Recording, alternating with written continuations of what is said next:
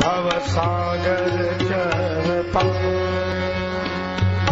जो पावा भव सागर पार सागर जय पार सागर जय पार सागर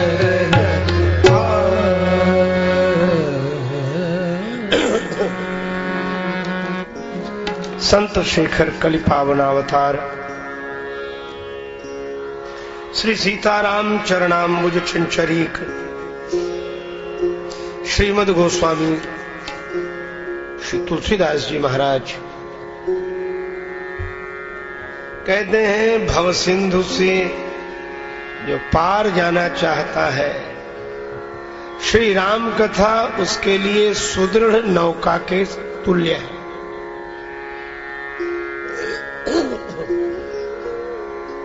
राम कथा ताकह दृढ़ नावा।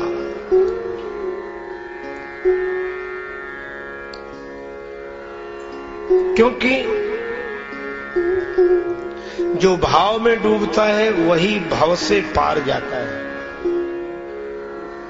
श्री राम कथा भाव में डुबाती है।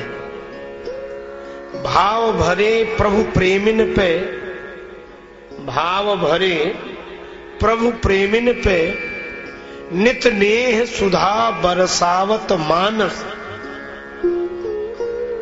और जो पशुतुल्य भये जग में, तिन्हें मानुष फेरी बनावत मानस। रंक राजेश करे पल में, जनमानस रोग मिटावत मानस।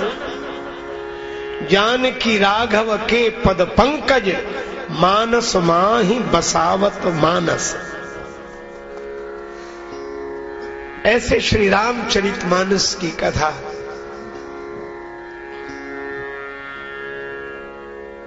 जिसके रचयिता स्वयं देवाधिदेव महादेव भगवान शिव है।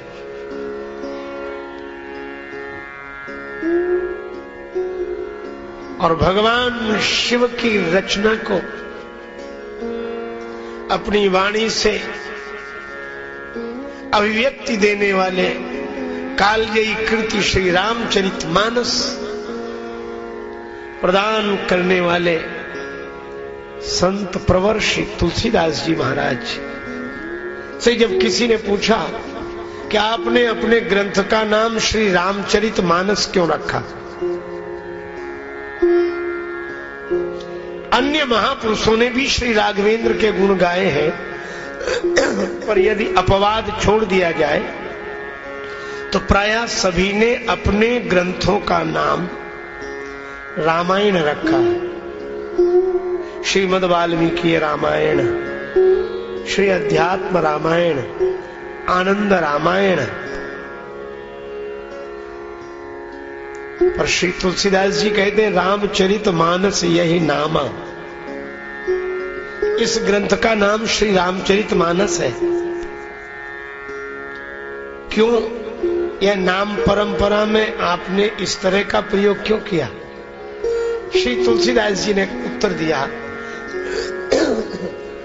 कि रामायण का अर्थ है राम जी का भवन। अयन भवन निवास, तो राम जी का निवास अर्थात राम जी का मंदिर। श्री तुलसीदास जी कहते हैं कि सभी ने अपने ग्रंथों को मंदिर बनाया, राम जी का मंदिर, और हमने अपने ग्रंथ को सरोवर बनाया, तालाब, और जिसमें श्री राघवेंद्र का स्वयं रूपी जल भरा हुआ है, ऐसा सरोवर। तो सबने मंदिर बनाया, आपने अपने ग्रंथ को सरोवर तालाब क्यों?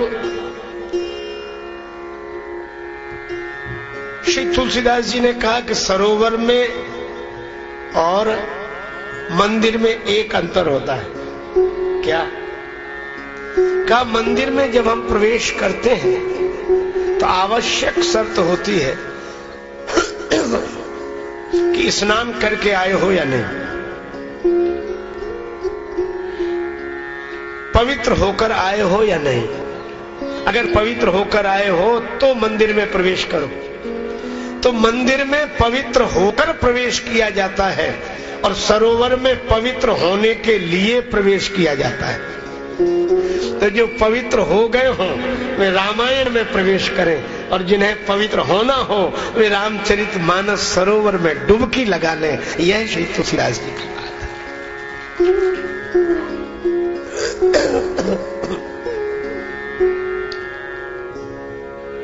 और ये रसधारा है, भाव में डुबाती है। शंकर मानस की रसधारा बनी महाराज गुसाई की बानी। राजस तामस सात्विक जीव रुचि सबको सिया राम कहानी। शैव रहे चाहे शाक्त रहे, हरिभक्त रहे चाहे आत्मज्ञानी, देख त्रिशाकुल दीन सबे प्रभु मानस कार पिवावत पानी। और ये पानी है राजस मानस को, पर से ही ये पाहन होत है पानी। पानी कृपा कविता बदरा बरसे सरसे अखियान में पानी। ये पानी डुबावत भाव में है, भव पानी के पार पठावत पानी। पानी के तेज गुमान को पल में यह पानी उतारत पानी।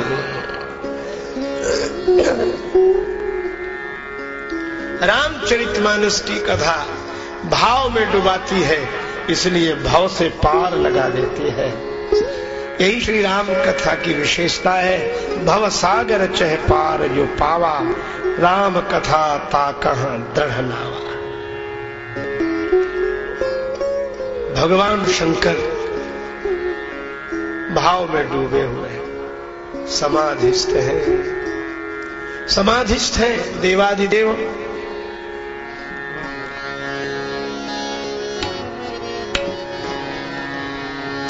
राम चरण सुखदाय भज मन, राम चरण सुखदाय भज मन, राम चरण सुखदाय सुखदाय चरण सुखदाय।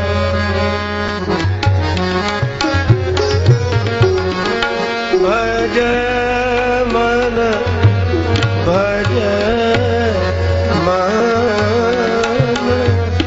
भज मन भज मन, राम चरण सुखदाय। भज मन भज भज राम चरण सुखदाय। सुख है सपने उन जग में आराम नहीं, आराम तो राम के पायन में। अच्छा, संसार के कितने भी सुख मिले, भांति भांति भोग मिले, अंगहु अरोग मिले, सुख के संजोग मिले जीवन की बाटी में। धन अरु धाम मिले, स्वयं अरु नाम मिले, राम ना मिले तो सब काम मिले माटी में।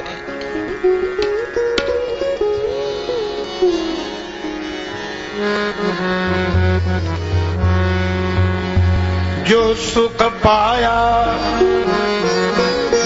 राम भजन में,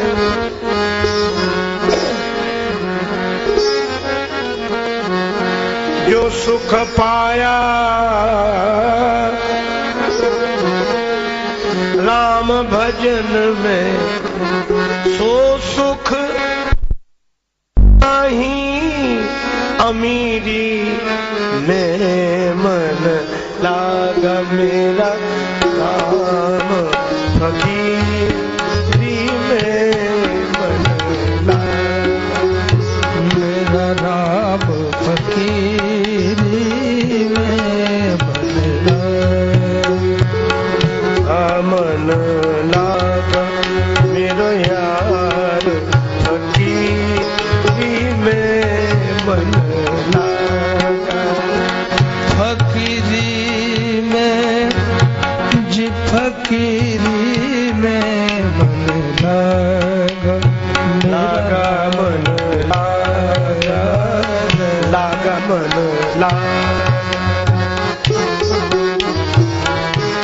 फकीरी में मन लागा। श्री कबीरदास जी कहते हैं जो सुख पाया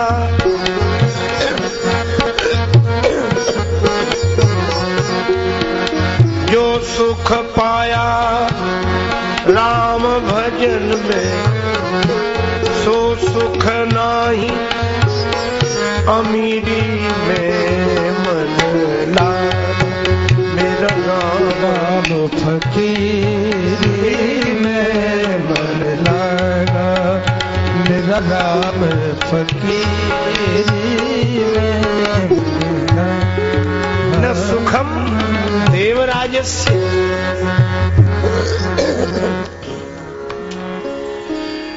न सुखम देवराजस्य न सुखम चक्रवर्तिना यत् सुखम वीतरागस्य मुनिर एकांत वासिनः।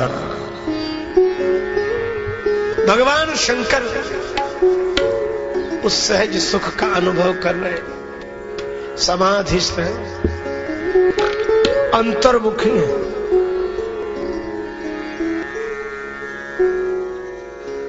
अब एक बात है, तारक असुर भय उत ही काला। तारकासुर ने ब्रह्मा जी से वरदान मांगा था कि शिव जी के पुत्र के द्वारा मेरी मृत्यु हो। कितना चतुर है यह तारकासुर। वह जानता है कि शंकर जी समाधिस्थ हैं, अंतर्मुखी हैं, वे विवाह करेंगे नहीं। और विवाह तो बहिर्मुखी वृत्ति वाले व्यक्ति सुख के हेतु करते हैं। शिव जी क्यों करेंगे? न शिव विवाह करेंगे, न पुत्र होगा, न मैं मरूंगा। शिव समाधि बैठे, सब त्यागी। सब त्यागी का अर्थ है सर्वारंभ परित्यागी। सर्वारंभ परित्याग, कोई संकल्प ही नहीं उठा, सहज, कोई इच्छा नहीं है। एक संत के चरणों में बैठकर किसी जिज्ञासु ने कहा कि महाराज मेरी एक ही इच्छा है, केवल एक इच्छा। संत ने कहा बोलो, तो कहा बस एक इच्छा है, शांति मिले, शांति मिले। महात्मा बोले शांति की इच्छा मत करो, इच्छा को शांत करो। शांति की इच्छा मत करो, इच्छा को शांत करो। इच्छा नहीं तो अशांत क्या है? चाह पूरी न हो तो दुख, चाह पूरी हो जाए तो थोड़ी देर का सुख, और चाह ही न रहे तो आनंद ही आनंद।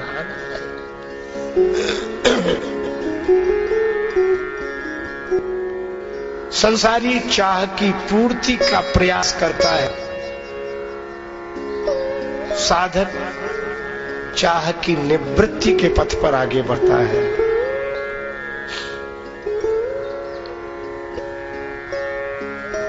जब कोई चाह नहीं, अच्छा वैसे भी देखो, घर में कौन बैठता है जिसे कोई काम नहीं होता? उससे पूछो घर में क्यों बैठे, बोले कोई काम नहीं है इसलिए घर में बैठे। तो जब कोई काम नहीं होता है तब व्यक्ति घर में बैठता है। इसी तरह मन में जब कोई कामना नहीं होती है तो मन भी घर में बैठता है, अपने आनंद स्वरूप में बैठता है और उस सहज सुख का अनुभव करता है। देवराज इंद्र से देवताओं ने प्रार्थना की, असुर के अत्याचार से बचने का उपाय यही है कि शिव जी बहिर्मुखी हो, विवाह करें, पुत्र हो, तब तारकासुर मिटे। पर शिव जी की समाधि भंग करे कौन? कामदेव को बुलाया। अब कितना अद्भुत संकेत है। श्री राम के कारण समाधि लगती है और काम के कारण समाधि भंग होती है। वृत्ति को भीतर ले जाना श्री राम का काम है और अंतर्मुखी वृत्ति को बाहर खींचकर लाना काम का काम है। राम जी से विश्राम मिलता है, अखिल लोकदायक विश्राम। राम जी का नाम ऐसा है, राम जी ऐसे हैं जो अखिल लोक को विश्राम देने वाले हैं और काम पाकारी जित काम विश्राम हारी, काम विश्राम हरण करने वाला है।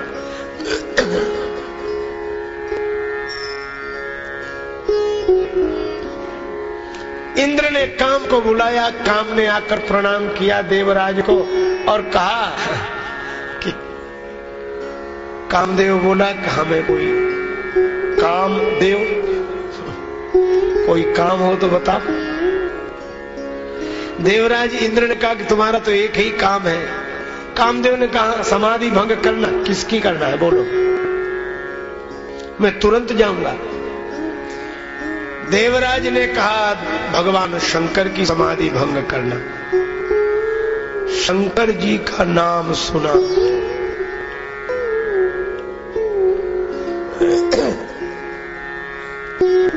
काम तो घबरा गया, मैं नहीं जाऊंगा। इंद्र का मित्र कैसी बात कर रहे हो, मैं तो तुम्हें जाते हुए देखना चाहता हूं। काम ने कहा कि ठीक है, जाते हुए तो देख लोगे पर लौटकर आते हुए नहीं देख पाओगे। गए तो गए, शिव विरोध ध्रुव मरण हमारा।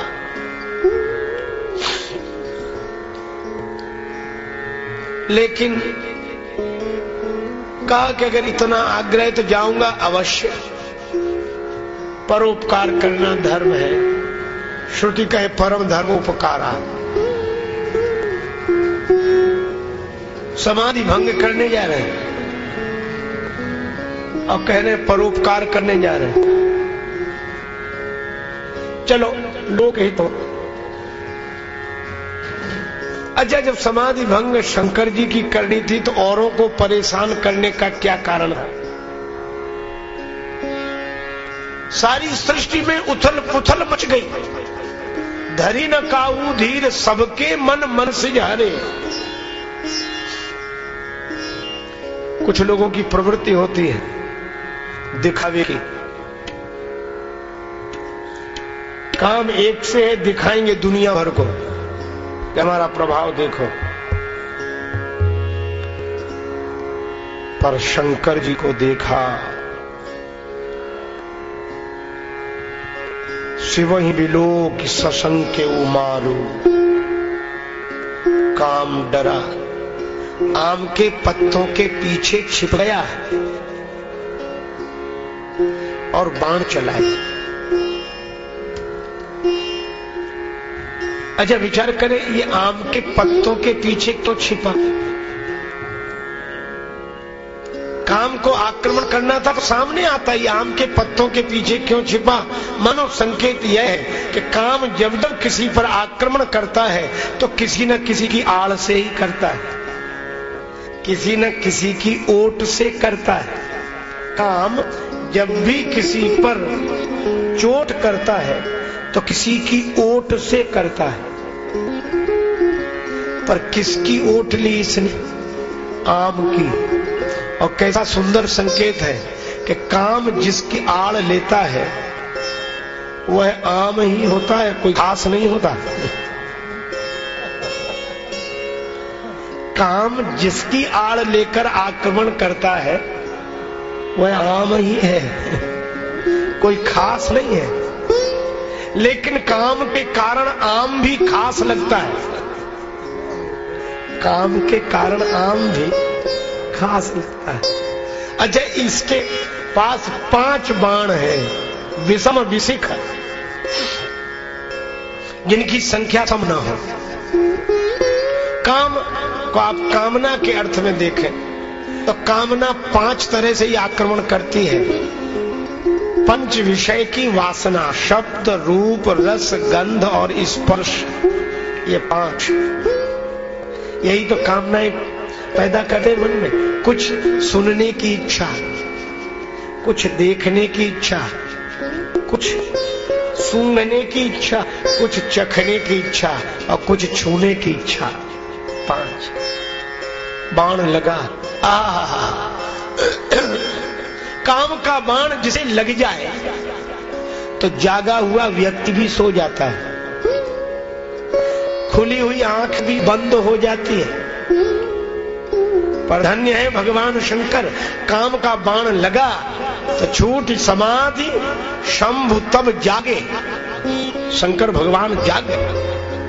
काम का बाण लगने से जो सो जाए वह जीव है, और काम का बाण लगने से जो जाग जाए वो शिव है। शिव जी की समाधि खुली और आंख खुली। आम को देखा, मेरे मन में क्षोभ हुआ तो क्या इस आम की वजह से? इसे तो हमने पहले भी देखा था। आम छाह करी मानस पूजा। आम की छाया में मन को लीन किए हुए थे श्री राम में, और चोट कर दी काम ने। मन बाहर आया पर शिव जी जागे और चारों ओर देखा। इसका अर्थ है कि काम का आक्रमण होने पर अगर कोई जाग जाए, जागरण जीवन में आ जाए, तो मूल समस्या का ही समाधान हो जाता है। सौरभ पल्लव मदन विलोका, भयउ कोप कंपेउ त्रैलोका। तब शिवती सर नयन उघारा, तब शिव सेवती, तब शिवती सर नयन उघारा, तब शिवती सर नयन उघारा, तब शिवती सर नयन उघारा। चितवत काम भयऊ जरी छारा,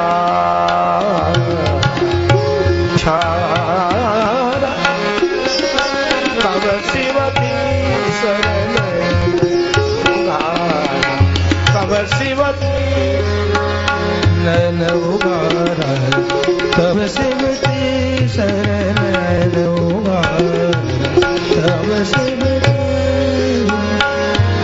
तब शिवती, तब शिवती, तब शिवती शरण उघारा, तब शिवती शरण नयन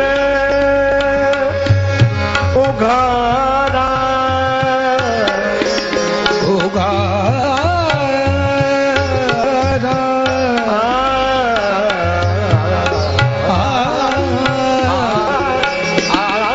तब शिवती नयन उघारा, तब शिवती। भगवान शंकर ने तीसरा नेत्र खोल दिया। अजय एक अद्भुत बात, लोग कहते हैं कि शिव जी ने काम को जला दिया। लगता है ऐसा, जलाना तो क्रिया है और शिव में कर्तृत्व कहां है? वे तो ब्रह्म है, ब्रह्म में कर्ता भाव नहीं है। देखा, चितवत काम भयो जरी छारा। देखने से ज्ञान का नेत्र खुल जाए तो काम जलकर नष्ट हो जाता है, छार हो गया, राख हो गया।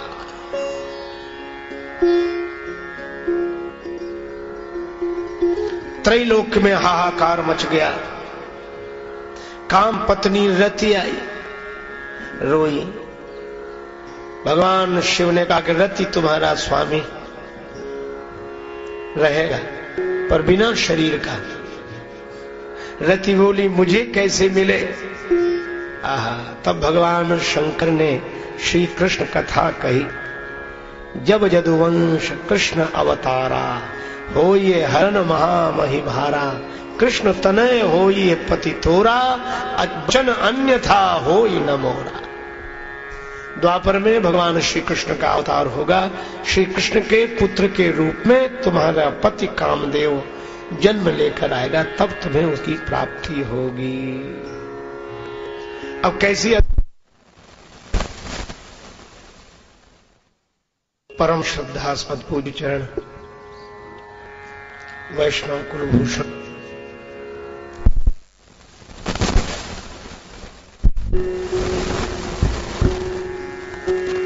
पूज्यपाद महाराज श्री संत श्री राजेंद्र दास जी महाराज का शुभागमन हुआ, उनके साथ संत पधारे। भगवान की आज्ञा है, मोहिते अधिक संत कर लिखा, राम थे अधिक राम कर दासा। मैं उनके प्रति प्रणाम निवेदित करता हूं। महाराज श्री की बड़ी कृपा।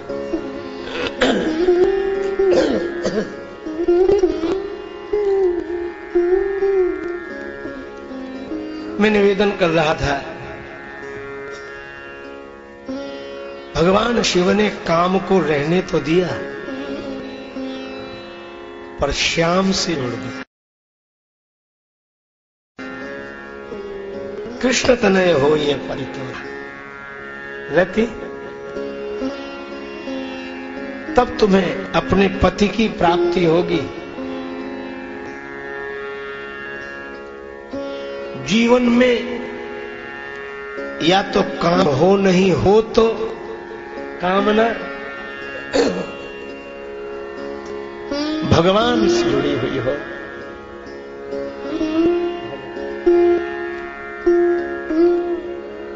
हिमांचल राज्य को समाचार मिला, काम दहन का समाचार सुन दुखी हुए, रति को वरदान मिला, यह जानकर प्रसन्न हुए। पर देवताओं ने ब्रह्मा जी से कहा कि अब तो बनता हुआ काम बिगड़ गया। क्यों? कहा कि भगवान शिव ने काम को जला दिया।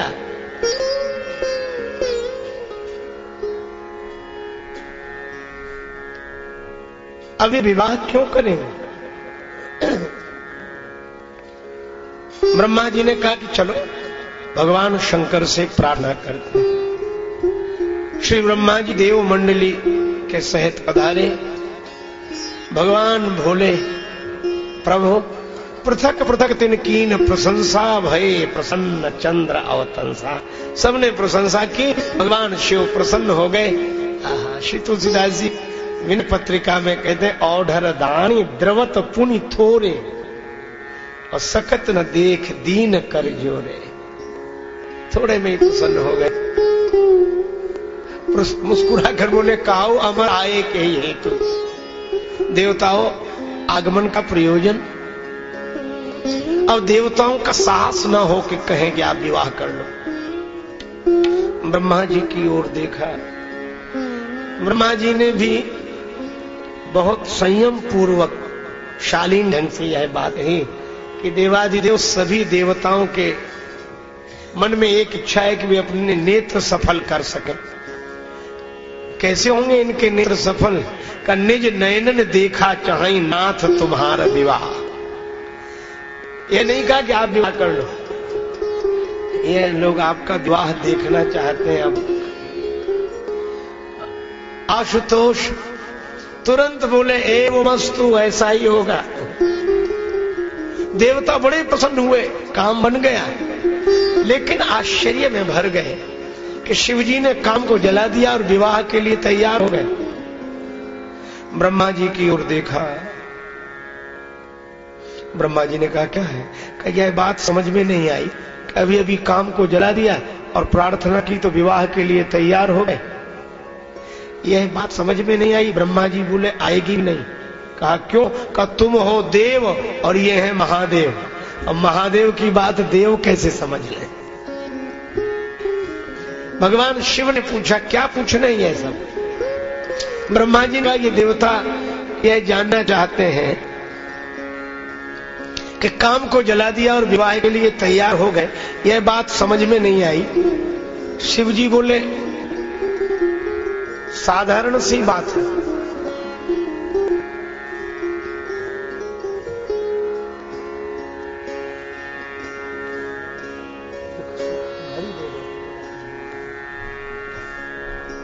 शिव जी ने कहा यह तो साधारण सी बात है ताकि लोग समझ लें, मैंने काम को जला दिया पर विवाह के लिए तैयार हो गया। इसका अर्थ है कि मैं काम की प्रेरणा से नहीं, मैं तो श्री राम की प्रेरणा से विवाह के लिए जा रहा हूं। काम की प्रेरणा नहीं, राम जी की प्रेरणा। कार्य भला और बुरा इसका निर्णय तो प्रेरणा से होता है। प्रेरणा किसकी है? काम की प्रेरणा है या श्री राम की प्रेरणा है?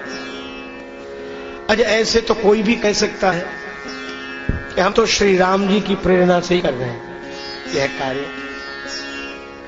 हमारे जैसा आदमी कहता कि राम जी की प्रेरणा, लेकिन पता कैसे लगे कि काम की प्रेरणा है कि श्री राम की? एक ही उत्तर है, क्या? परिणाम में अनुकूलता प्रतिकूलता मिलने पर यदि हम सुखी दुखी होते हैं तो काम की प्रेरणा है, और परिणाम में अनुकूलता प्रतिकूलता मिलने पर न सुखी होते हैं न दुखी होते हैं, समझ लो श्री राम की प्रेरणा है।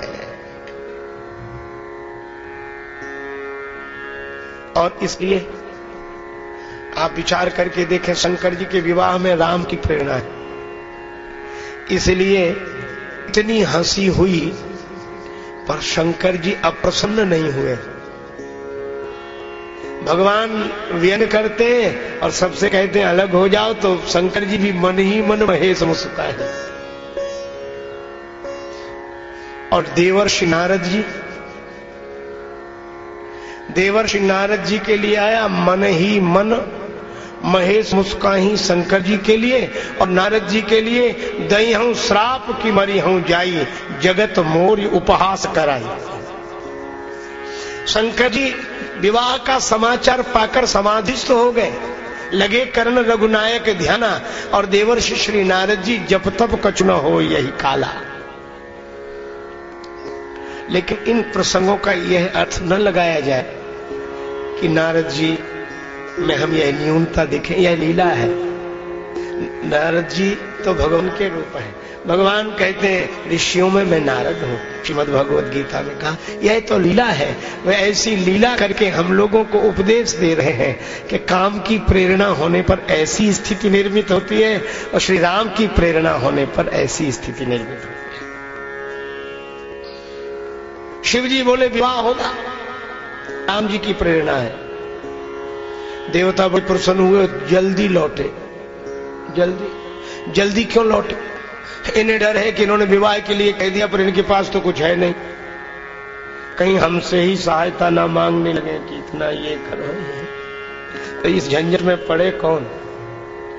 पर शंकर जी तो प्रसन्नाननम नीलकंठम दयालम। शिव जी के सेवकों ने कहा कि बाबा विवाह की स्वीकृति दे दी? शंकर जी बोले हाँ दे दी। कहा दे तो दी, पर एक बात बताओ, घर में कुछ है? शंकर जी बोले कुछ नहीं है। घर में कुछ है नहीं और आपको चिंता भी नहीं है? शंकर जी बोले इसीलिए तो चिंता नहीं है, कुछ हो तब तो चिंता हो, कुछ है ही नहीं तो चिंता किसकी? जिनके पास कुछ होता है उन्हीं के मन में कुछ होता है, कुछ है ही नहीं तो चिंता काहेगी? और भगवान शिव बोले घर में कुछ नहीं है, ये चिंता तो वे करें जिनके घर हो, यहां तो घर ही नहीं है।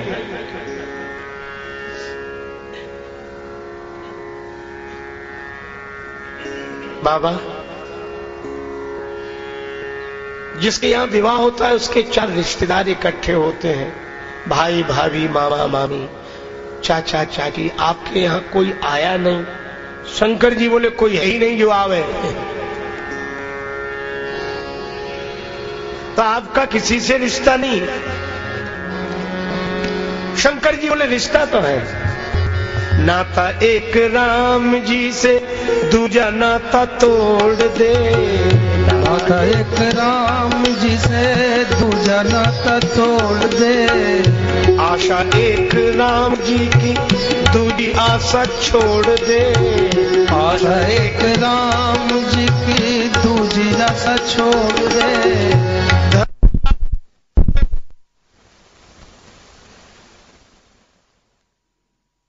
धन्य राम कहिए, राखे राम ताहि विधि दइए। जाहि विधि राखे राम ताहि विधि दइए। जाहि विधि राखे राम ताहि विधि दइए। जाहि विधि राखे राम ताहि विधि दइए। नाता एक राम जी से, बस राम जी से एक संबंध। हम राम जी के, राम जी हमारे हैं।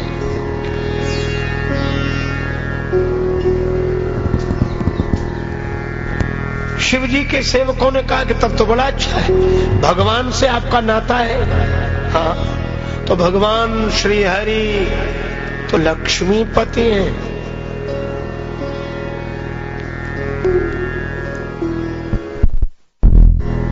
लक्ष्मीपति भगवान जिसके मित्र हो, तो एक सुविधा है क्या, उनसे ही कुछ मांग लीजिए। और मित्र से मांगने में संकोच क्या है।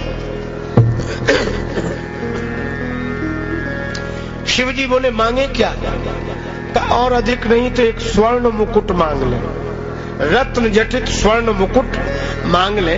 दूल्हे के सिर पर स्वर्ण मुकुट हो, चमचम चमचम चमकेगा। बाकी तो किसी तरह काम चला लिया जाएगा, लेकिन एक ऐसा तो हो पता लगे कि यह दूल्हा है। भगवान शंकर बोले कि ये स्वर्ण मुकुट भगवान से मांगना ठीक नहीं। क्यों? स्वर्ण मुकुट मिल जाए तो धारण करना ठीक नहीं। क्यों? शंकर भगवान बोले ये सोने का मुकुट जिसके सिर पर आता है उसके मन में अभिमान होता है कि मुझे मिला, देखो, और दूसरों के मन में ईर्ष्या होती है कि इसे मिल गया हमें नहीं मिला। तो जो मुकुट धारण करता है, जिसे मुकुट मिलता है उसके मन में अभिमान होता है, और जिसे नहीं मिल पाता उसके मन में ईर्ष्या होती है। शंकर भगवान बोले ऐसा श्रृंगार किस काम का जो अपने मन में अभिमान पैदा करे और दूसरे के मन में ईर्ष्या।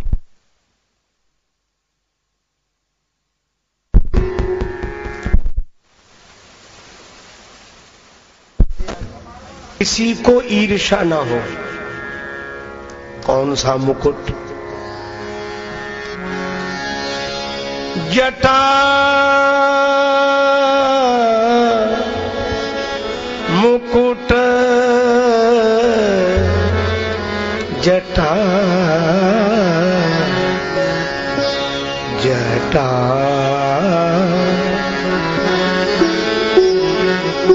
जटा मुकुट,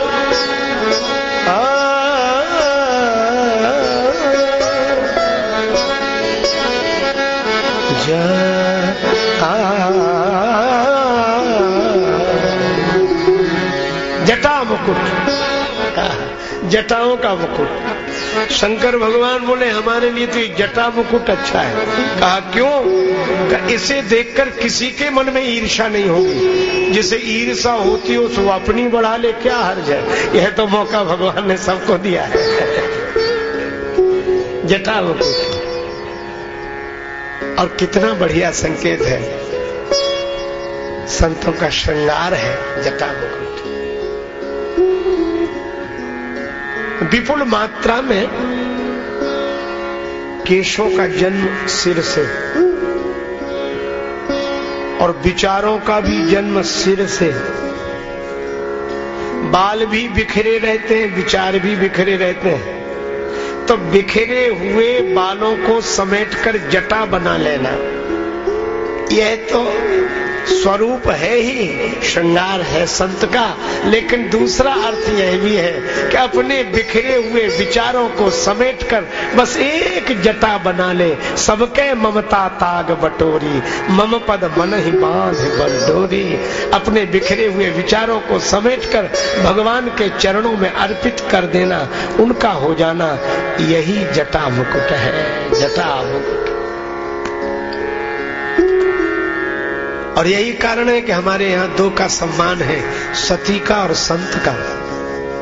सती अपने बिखरे हुए बालों को समेटकर चोटी बेड़ी गूंथती है और पति को परमेश्वर मानकर समर्पित हो जाती है, इसलिए सती का सम्मान है। और संत अपने बिखरे हुए विचारों की जटा बनाकर परमेश्वर को पति मानकर उसके प्रति समर्पित हो जाते हैं, इसलिए संत का और सती का सम्मान है।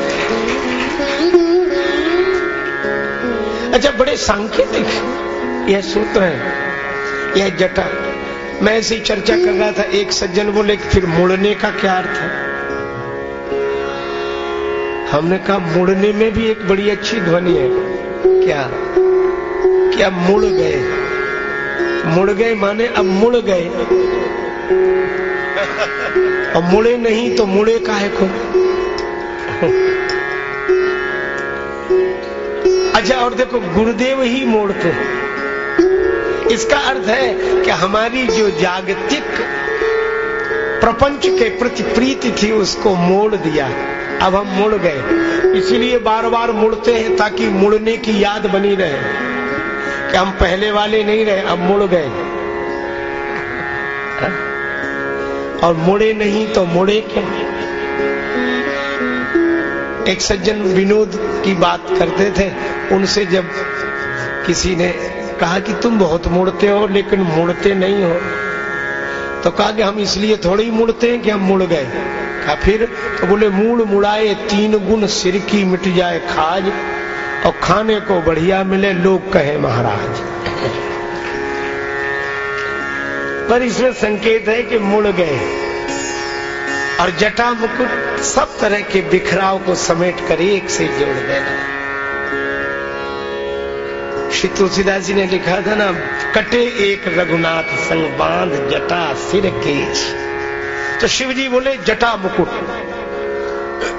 अच्छा ठीक है बाबा, लेकिन दूल्हे के सिर पर सेहरा तो हो, दूल्हे के सिर पर मोर तो हो, तो मणिमय मोर माथे पर भूषित हो तो कितना सुंदर स्वरूप होगा। शिव जी बोले हम वो मोर नहीं रखेंगे जो प्रायः सभी दूल्हे रखते हैं। क्यों? कहा इसलिए नहीं रखेंगे कि जब भी किसी का विवाह होता है और दूल्हे के सिर पर मोर रखी जाती है, तो जिन बेचारों के विवाह नहीं हुए रहते वो सोचते हैं हे भगवान कब वह शुभ घड़ी आवे कि हमारे सिर पर भी मोर रखा जाए। तो एक तो जगत से जुड़ ही रहा है और दूसरे को प्रेरणा दे रहा है, जगत से जुड़ने की प्रवृत्ति मन में उत्पन्न कर रहा है। शंकर जी बोले हम ऐसा मोर रखेंगे कि हमारे मोर को कोई देख ले तो जागृत की कौन कहे, स्वप्न में भी विवाह को तैयार ना हो। कौन सा मोर? का आही मोर, सांप का मोर। जटा मुकुट अही मोर सवारा, जटा मुकुट अही मोर अही मोर, जटा मुकुट अही मोर, मोर सवारा जटा मुकुट अही मोर सवारा, जटा मुकुट मोर सवारा, जटा मुकुट मोर सवारा,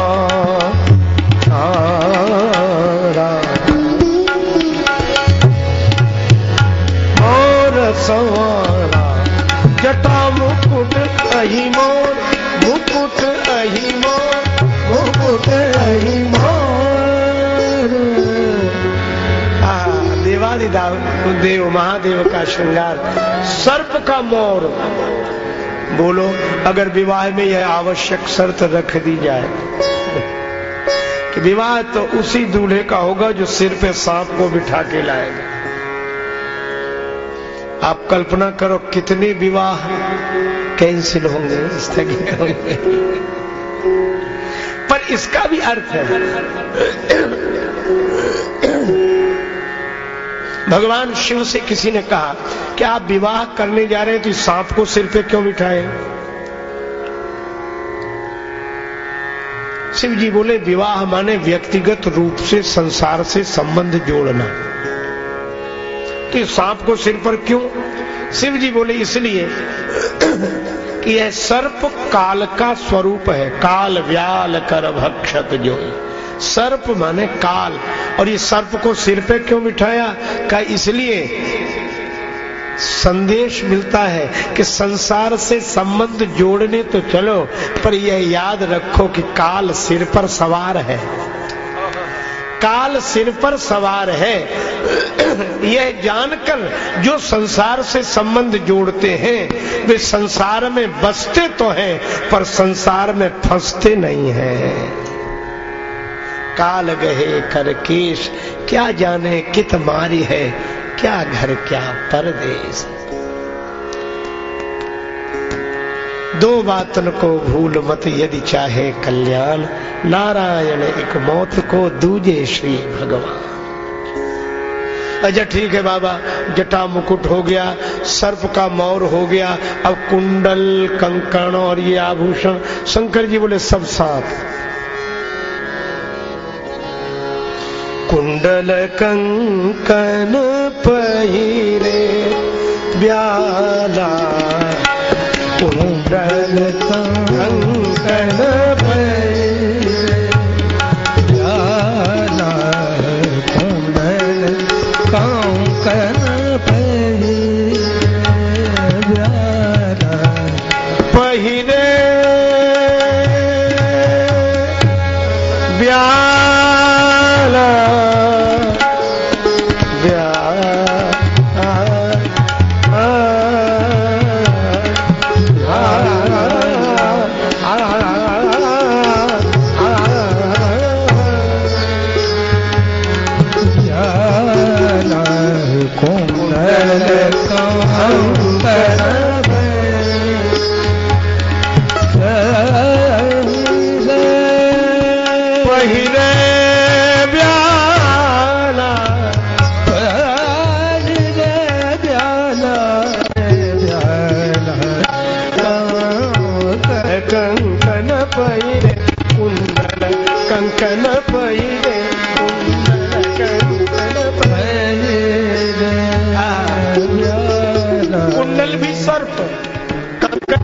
सर्प ही सर्प। इसका क्या अर्थ है?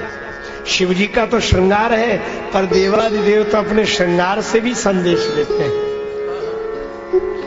कुंडल भी सांप, कंकन भी सांप,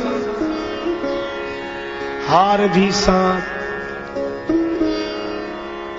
यह सब आभूषण है। यह सांप क्यों? इसलिए कि आपने एक बात सोची कि सर्प तो बहुतों ने देखा होगा, पर सांप के पांव किसी ने नहीं देखे, होते ही नहीं है। इसीलिए कहावत है कि सांप के पांव सांप को ही दिखते हैं। अच्छा, उसके पांव नहीं है फिर भी चला जाता है कि नहीं? कितनी तेजी से सरक जाता है। पांव नहीं है फिर भी चला जाता है। तो मानो शंकर भगवान ये संकेत करते हैं कि जैसे सांप के पांव नहीं है पर फिर भी वह एक जगह नहीं ठहरता, इसी तरह ये आभूषण ये संपत्ति का स्वरूप है। इसके भी पांव नहीं होते पर फिर भी यह एक जगह रहती नहीं है। यह संपत्ति कब कहां चली जाए कोई ठिकाना नहीं। इसलिए आभूषणों को धारण तो करें, लेकिन यह ध्यान रखें कि अगर आज है कल नहीं है तो उस समय के लिए मन को अभी से तैयार करके रखें कि हम तो पहले ही जानते थे, इसका कोई ठिकाना नहीं। कुंडल कंकन पहिरे ब्याला। अच्छा, तो दूल्हे का उबटन तो होना चाहिए। उबटन कैसे? शंकर भगवान बोले उबटन, हाँ, चिता भस्म का लेपन करो। महाराज मुर्दे की राख, हाँ, विवाह के समय। और आपको ये चिता भस्म से इतना प्रेम क्यों है? शंकर भगवान बोले कुछ मत पूछो। एक बार की घटना है। क्या? किसी व्यक्ति की मृत्यु हो गई, लोग उसे मरघट ले जा रहे थे। परंपरा अनुसार पीछे चलने वाले राम नाम सत्य का उच्चारण कर रहे थे। शंकर भगवान ने देखा तो उन्हें लगा कि ये तो हमारे दल के लोग हैं, हमारी पार्टी के आदमी हैं। यह भी राम नाम सत्य कह रहे हैं और हम भी कहते हैं सत हरि भजन जगत सब सपना, तो अपने लोगों से मिलकर रहना चाहिए।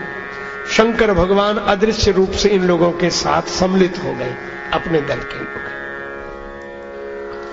पर लोगों की तो आदत होती है, जाते समय कहते हैं, आते समय तो कोई नहीं कहता, बल्कि वहां मरघट में ही कहना बंद कर देते हैं राम नाम सत्य। मुर्दा जलता है,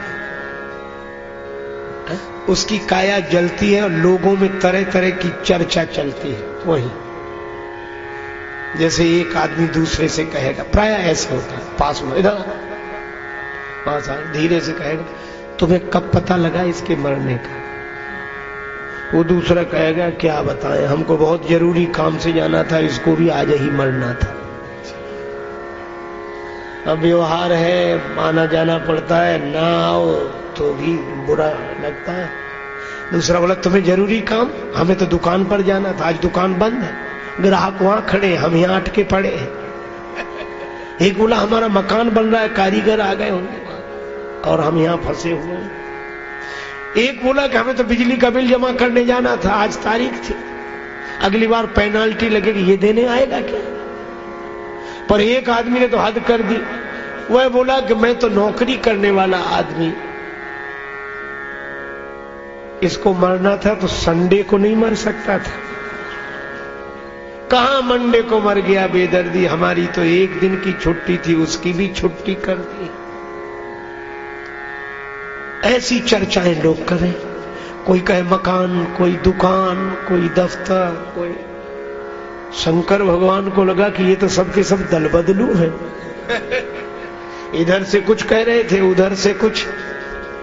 शिव जी बोले, बेकार है ऐसे लोगों की अपेक्षा, तो जो इधर से कुछ हो और उधर से कुछ हो, इनसे तो वो मुर्दा अच्छा था जिसके कारण श्री राम नाम का प्रचार हुआ। शंकर भगवान बोले, मैं इसी से मिलूंगा। तो इन लोगों को छोड़कर शंकर भगवान जब तक गए तब तक मुर्दा जलकर भस्म हो गया था। न मिले हो, पर तुम्हारे कारण श्री राम नाम का प्रचार हुआ है, इसलिए आज से तुम्हारे शरीर की राख ही मैं अपने शरीर पर लगा। चिता भस्म। आज भी चिता भस्म का लेपन हुआ, तन विभूति। अच्छा महाराज, वस्त्र शंकर भगवान बोले बागंबर लपेटो। अब व्याघ्र चर्म लपेट दिया गया। अच्छा, इसको क्यों लपेट रहे? शिव जी बोले, इसलिए कि ये सिंह जब गर्जना करता था तो पूरा जंगल कांप जाता था, और आज जब इसका चर्म मैं वस्त्र के रूप में लपेटूंगा तो लोग देखकर समझ तो लेंगे कि बड़े बड़े गरजने वालों का ये हाल है। इसलिए अभिमान न करें, बड़े बड़े गरजने वालों का ये हाल है। अच्छा, व्याघ्र चर्म लपेट तो दिया, पर उसको पकड़कर कौन रखे? क्योंकि शंकर भगवान तो कर त्रिशूल और डमरू विराजा, एक में त्रिशूल एक में डमरू। अब बागंबर कौन पकड़े? तो एक बड़ा सा सांप लपेट दिया गया। और इसका आशय यह है कि सर्प तो काल का रूप है, और काल माने समय। ये समय से बंधा हुआ है, ये समय समय की बात है। किसी समय यह गरजता था और आज कुछ नहीं कर पा रहा है। समय के बंधन में समय, समय समय पर होता है समय समय की बात। किसी समय का दिन बड़ा, किसी समय की रात। किसी भक्त कवि ने यह कहा, तो एक संत बैठे थे, उन्होंने अपनी ओर से एक बात कही कि समय समय पर होता है समय समय की बात। राम जन्म का दिन बड़ा, कृष्ण जन्म की रात।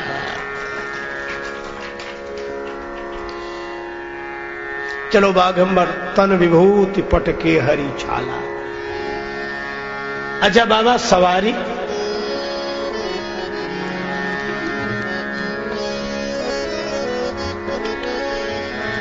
चले बसह चढ़ी बाजही बाजा, चले बसह चढ़ी बाजही बाजा, चले बसह चढ़ी बाजही बाजा, चले बसह चढ़ी बाजही बाजा, पुरारी नंदी पे बैठ चले, नंदी पे बैठ चले, पुराने नंदी पे बैठ चले, पुराने दूल्हा बनी भोले भंडारी, पुरारी नंदी पे बैठ चले, पुराने नंदी पे बैठ चले, कर त्रिशूल, त्रिशूल शंकर जी के हाथ में, हम त्रिशूल के हाथ में, दैहिक दैविक भौतिक था, हम शूल के हाथ में और शंकर जी के हाथ में त्रिशूल है। हम हैं संसार के हाथों में, संसार तुम्हारे हाथों में। जब बैल पर भगवान शंकर विराजमान हुए, लोगों ने कहा कि महाराज विवाह में भी बैल पर बैठे हो, विवाह में भी। अरे एक बात तो बताओ, क्या जिन बेचारों के पास साइकिल होती है वो भी विवाह में 2 दिन के लिए किसी की कार मांग लेते हैं। शंकर भगवान से कहा कि आप तो सोचे बैल पर। शंकर भगवान बोले कि जो मांग कर वर बनते हैं वे 2 दिन बाद बराबर हो जाते हैं, जो मांग कर वर बनते हैं वे 2 दिन बाद बराबर हो जाते हैं, और हम तो बराबर वर रहना चाहते हैं। अच्छा सो तो ठीक है। शंकर जी बोले और फिर यह भी तो है कि नंदी भी बेचारा क्या सोचेगा कि वाह भोले बाबा, रोज के लिए हम थे और मौके पर हम ही बदल दिए गए। जो नित्य काम आवे विशेष अवसर पर उसका विस्मरण नहीं करना चाहिए, यह शंकर भगवान का संदेश। अच्छा सो तो ठीक है, पर एक संत कह रहे थे कि भगवान शंकर वृषभ पर आरूढ़ हुए तो भी सीधे नहीं बैठे, उल्टे बैठे।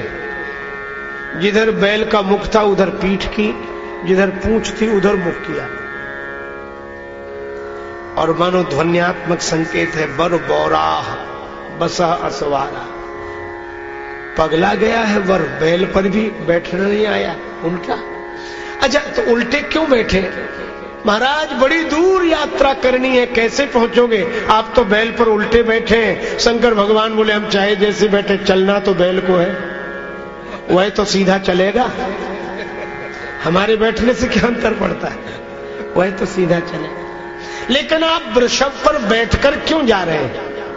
आहा, श्रीमद् भागवत के महात्मा के अनुसार यह वृषभ धर्म का स्वरूप है, और भगवान शिव वृषभ पर आरूढ़ होकर विवाह के लिए जा रहे हैं, और मानो संकेत करते हैं कि संसार से संबंध जोड़ने चलो तो धर्म पर आरूढ़ होकर ही चलना चाहिए, धर्म का त्याग न करें, धर्म को आधार बनाकर ही यात्रा आगे करें, तभी संसार के संबंध जीवन में सुख की सृष्टि करने वाले होते हैं।